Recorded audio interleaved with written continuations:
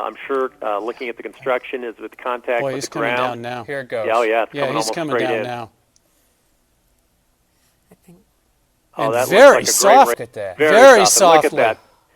Oh my gosh. And there we have somebody. Somebody has the Beautiful. tether. We have one person with a tether. A soft plowed field. You couldn't Yep. ask for a nicer place to touch down. Now, Vaughn, earlier today you talked about the idea of the controlled deflation and how that might look. It appears that it basically just happened on its own.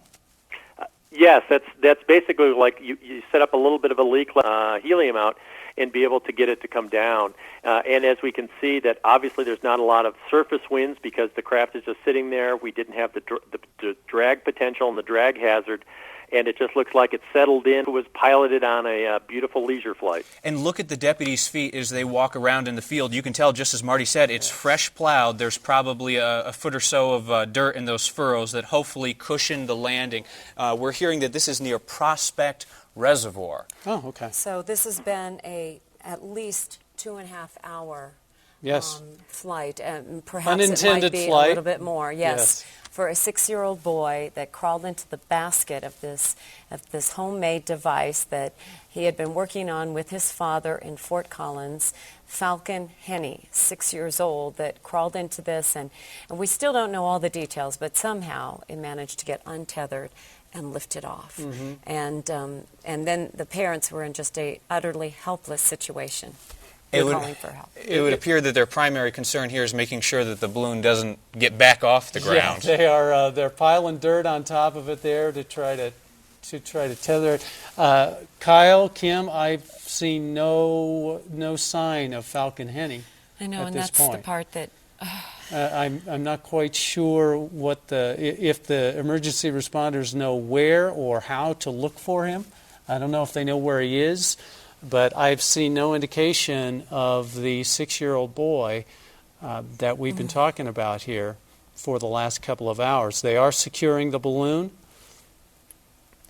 Now, it's certainly easy to say from where we sit, but it's tough to imagine a softer landing considering the circumstances, at least the way that it looked from our perspective there on Sky 9. I'm sure it was a pretty good bump when you went down, but Vaughn, I think, said it best, where that looked like a controlled landing that you would make on a leisure flight. You could see that they're rending the envelope there with shovels. I think they're just to go out. They do not want to risk this taken back off. So I think that they've rendered it not flight worthy at this point, and now it looks like they're starting to make an investigation of the basket area. We do know, Kim, that door was just on one side. Right. So they're gonna have to roll that thing over so they can get to the one side where there's an entrance into that basket. Now, off to the left of the balloon, you could see some of the video cameras there, and one of those belongs to our own Brian Willey, who we can go now to on the phone. Brian, what are you seeing on the ground there next to the balloon? Well, I've got information that I'm not quite sure how to say it, but I don't believe that they found anybody with this balloon. Oh my goodness. They backed off. They punctured holes in it to make it non-flyable at this point. But there's no basket, and they're not pulling anybody out of it at this point. Okay. They are still looking. Sorry, I'm a little bit out of breath. I had to run into a dirt field, which was the best landing for it. But at this point, they're not pulling any child out of this balloon at this time. They continue to. They've lifted it up.